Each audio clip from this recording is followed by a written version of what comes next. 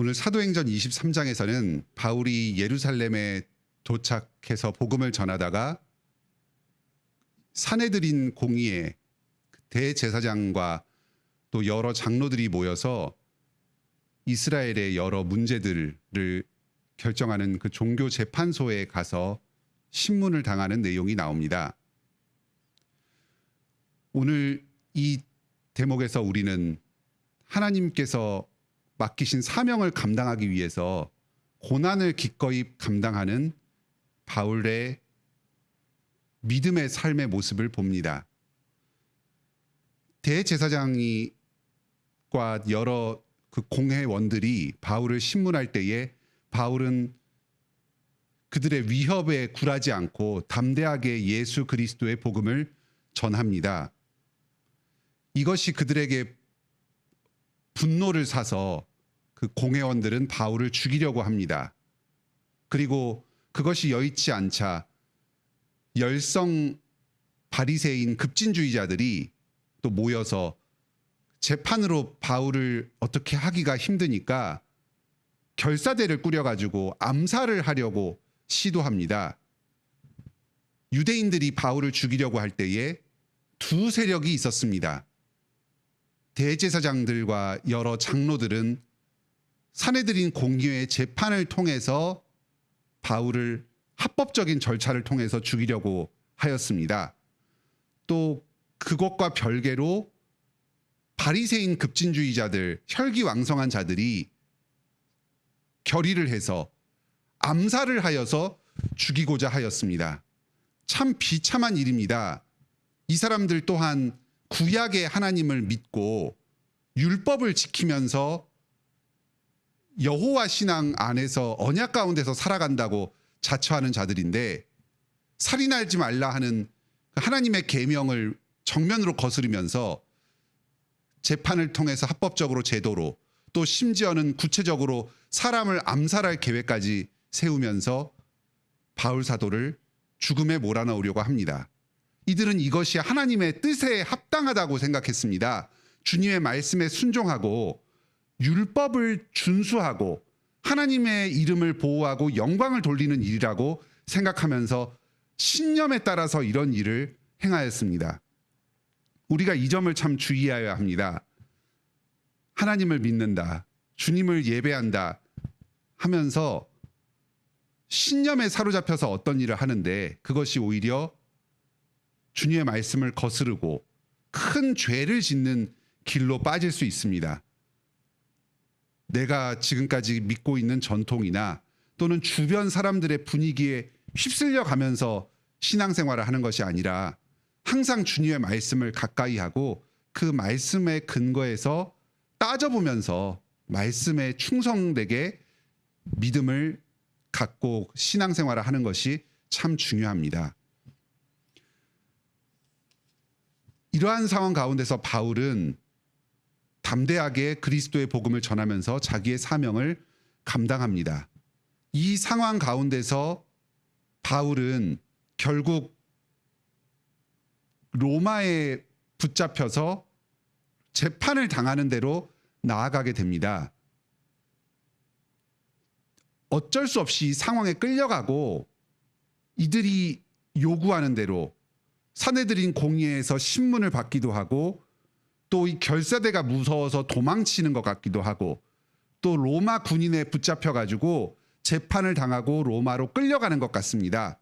수동적으로 이 사람들이 권력자들이 휘두르는 대로 유대인들 종교 지도자들과 또 로마의 재판장들, 관원들 이런 사람들이 붙잡고 가는 대로 끌려다니는 것 같고 무력하게 나약하게 일방적으로 희생을 당하는 것 같습니다. 하지만 오늘 본문을 잘 살펴보면 바울은 굉장히 수완이 뛰어난 사람이었고 이 상황 전체를 조감하고 있는 사람, 지금 일이 어떻게 되어가는지를 꿰뚫고 있으면서 얼마든지 자기가 원하면 이 상황으로부터 벗어날 수도 있는 그런 능력을 가지고 있는 사람이었습니다. 여기 6절에 보면 바울이 그중 일부는 사두개인이요 다른 일부는 바리새인인 줄 알고 이렇게 외칩니다. 죽은 자들의 소망 곧 부활로 말미암아 내가 신문을 받느라. 나는 바리새인이다. 없는 말은 아닙니다. 이 사람은 실제로 가말리엘 문화에서 모든 바리새파의 교육을 가장 철저하게 받았던 바리새인이었고, 예수 그리스도의 부활의 복음을 예수님께서 십자가에 못 박혀 죽으시고 사흘 만에 부활하셨다. 이것은 예수님이 하나님의 아들이심을 증거한다 하는 이 부활의 복음을 전하다가 지금 재판을 당하게 되었습니다. 바리새인 출신인 것도 맞고 부활을 증거하다가 지금 고난을 당한 것도 맞습니다. 이 이야기를 한 것은 산헤드린 공의회 구성원들이 부활을 인정하는 바리새인과 부활을 부정하는 사두개인 사이에 나뉘어서 이루어져 있다는 것을 정확하게 꿰뚫고 그들의 그 갈등의 소지를 정확하게 이야기를 한 겁니다. 그러니까 그들 사이에서 분쟁이 생겨서 바울 사도를 풀어주는 게 옳다 그르다 하면서 자기들 사이에서 논쟁이 일었습니다.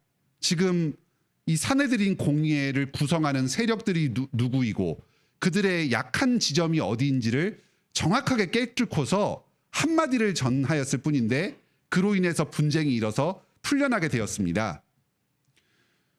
또 뒤에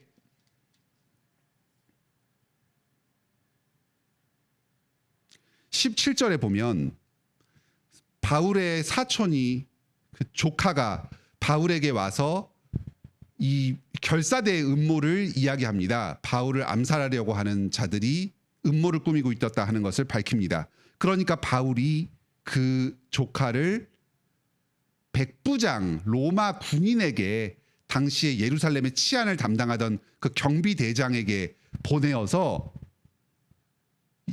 군대의 상급자 천부장에게 인도하라고 이야기를 합니다. 천부장에게 이 사실을 전하면 천부장이 분명히 군인들을 보내서 자기를 보호해 줄 것이다, 풀어내 줄 것이다 하는 것을 예측하고서 이렇게 보냅니다.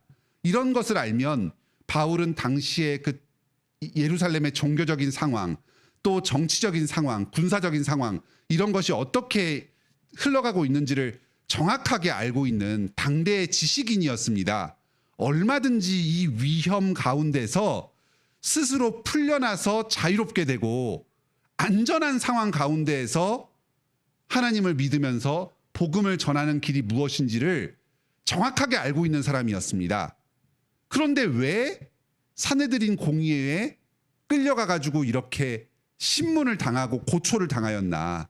왜 이 결사대가 자기를 죽이려고 하는 위험 가운데 노출된 채로 복음을 전하였을까? 왜 로마의 관원들에게 끌려다니면서 신문을 당하여야 했는가? 왜 바울같이 뛰어난 사람이 이 고생과 이 수고를 자처하였는가? 11절입니다. 예수님께서 바울에게 말씀하셨습니다. 담대하라. 네가 예루살렘에서 나의 일을 증언한 것 같이 로마에서도 증언하여라 하리라. 아멘. 예수님께서 바울에게 맡기신 사명이 있었습니다. 바울은 예수 그리스도의 십자가와 부활의 복음의 증언자로서의 사명을 맡았습니다. 사도로서 예루살렘에서 유대인들을 향하여서 그리스도의 복음을 전하였습니다. 또 로마의 전 지역과 특히 로마의 수도인 이달리아의 로마에 가서 당국자들 앞에서 가이사랴 황제 앞에서 그리스도의 복음을 전하여야 할 사명을 맡은 자였습니다. 그렇기 때문에 이 사람은 자기가 이 고초를 당하고 죽음을 당할 것을 뻔히 알면서도 이 일을 자처해서 감당합니다. 바울이 스스로 목숨을 구하기 위해서 천부장에게 자기의 조카를 보내서 구해달라고 요청을 한 것이 아닙니다. 자기의 목숨을 스스로의 능력으로 얼마든지 구할 수 있는 실력자였습니다. 하지만 이 사람은 로마에 가서 황제 앞에서까지 그리스도의 복음을 전하기 위해서 스스로 자기를 재판에 넘겨주고자 합니다. 재판을 당하면서 로마로 압송되면서 그 과정에서 복음 전하고 특히 황제 앞에서 복음을 전하고자 합니다. 하나님께서 자기에게 복음 증거자의 사명을 맡겨주셨기 때문에 그 일을 감당하기 위해서라면 어떠한 고난이라도 기꺼이 감당하겠다. 심지어 죽기까지 주님의 맡겨주신 사명을 감당해야 하겠다 하고 이러한 고난을 자처하는 것입니다. 사랑하는 성도님, 오늘도 주님께서 우리에게 맡겨주신 사명이 있습니다. 가정에서 부모의 사명, 남편과 아내의 사명이 있습니다. 또 교회에서 성도의 사명, 여러 직분자의 사명이 있습니다. 직장에서 또 사회에서 내가 맡은 직업을 행하면서 사명을 감당합니다. 이 모든 일들을 충성스럽게 감당할 때에 우리는 기본적으로 예수 그리스도의 십자가에 동참하게 됩니다. 죽음을 향해서 나아가는 고통이 있습니다. 자기를 부인하고 다른 사람을 위해서 자기를 내어줍니다. 하나님의 말씀을 순종하는데 나의 욕망을 부인하고 죽음을 향해서 한 걸음씩 나아가야 하는 고난을 따릅니다. 우리가 무엇이 부족해서 이러한 고난을 자처합니까? 우리의 상식으로는 또 우리의 수완으로는 얼마든지 그 고난을 당하는 데서 피할 수 있습니다. 얼마든지 잘 먹고 잘 살 수 있습니다. 하지만 하나님께서 우리에게 주신 사명을 감당하기 위해서 우리는 자발적으로 스스로 고난을 자처합니다. 십자가의 죽음의 길로 나아갑니다. 주님께서 이러한 우리의 순종을 기뻐하십니다. 우리에게 죽기까지 함께 하실 것입니다. 그리고 주님께서 십자가에 죽으시고 사흘 만에 부활하셨듯이 부활의 영광을 우리에게 덧입혀 주실 것입니다. 이 땅에서도 주님과 동행하는 기쁨을 누리고 또 장차 죽어서는 주님과 함께 부활해서 하늘로 들려 올려져서 예수님과 함께 거하며 이 땅을 다스리는 그리스도의 영광에 동참하게 될 것입니다. 이 주님의 고난과 부활에 동참하면서 그리스도와 하나 되는 이 기쁨을 이 땅에서부터 누리시기 바랍니다. 기꺼이 주님의 말씀에 순종하여서 십자가의 죽음의 그 사명을 끝까지 감당하는 여러분들 다 되시길 바랍니다. 함께 기도합시다. 하늘에 계신 우리 아버지, 오늘 사도행전 23장 말씀을 통해서 그리스도의 사명을 감당하기 위해서는 이 땅 가운데 죽음을 향해서 자발적으로 나아가야 한다는 사실을 깨닫게 해 주시니 감사드립니다. 바울 사도가 얼마든지 그 죽음의 상황 가운데 벗어날 수 있는 수완이 있었음에도 불구하고 주님 사명을 감당하기 위해서 스스로 죽음의 길을 자처하는 모습을 보았습니다. 이 바울의 삶을 통해 주님께서 자신의 뜻을 이 땅 가운데 이루시고 영광받아 주셨습니다. 오늘도 우리의 삶 가운데에서 우리에게 맡겨주신 사명을 충성스럽게 감당하기 위해서는 주님의 고난을 감당해야 합니다.